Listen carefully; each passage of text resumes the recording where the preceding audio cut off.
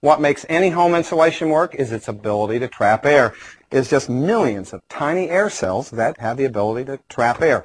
Now, the typical home has over 2,000 linear feet of cracks and gaps, and since over 40% of all the home's energy use in terms of heating and cooling is from air infiltration, it's not only important to insulate the walls, but it's also important to seal off all those cracks and gaps.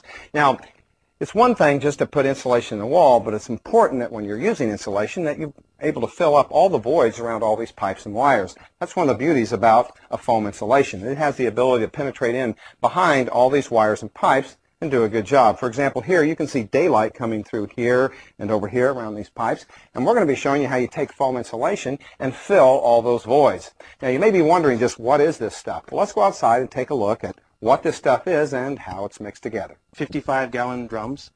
What we do is we put it through a proportioner, heat it up to about approximately 122 degrees, and then send it through heated hoses to a gun.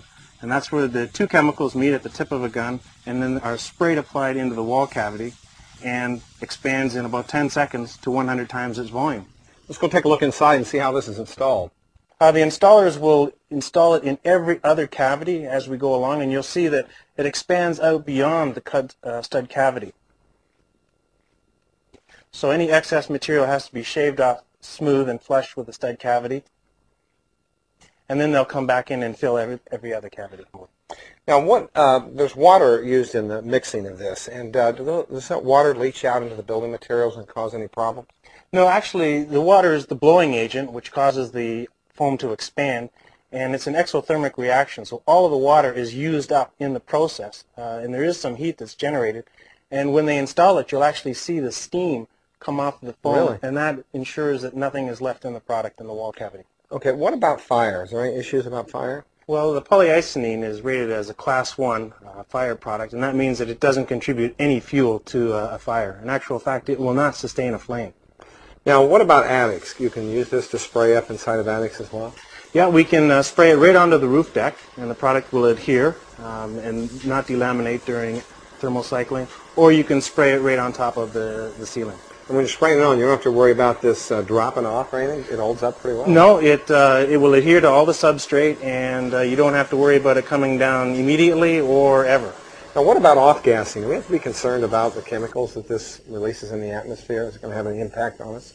Well, one of the nice things about using water as our blowing agent is we're able to take out all the CFCs, HCFCs, and volatile organic chemicals that off-gas over time.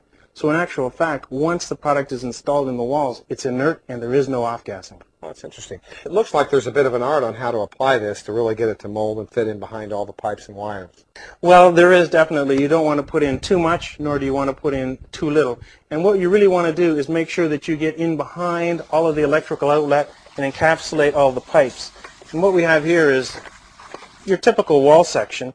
And what you want to do is ensure that you get behind the copper pipe and behind the electrical outlets, and that will ensure that you have an insulation that has no voids, no cracks, no air infiltration. Totally fills up the cavity. And then they just come along later and then they saw this off. It has the consistency of sponge cake, so it saws off quite easily. In actual fact, if this was a real wall cavity, we wouldn't be able to pull this away.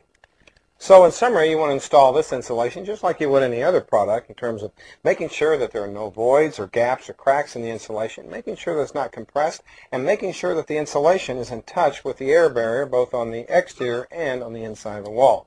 Well, Shawn, thanks a lot for being here. It was a great process to see. My pleasure. Thank you very much.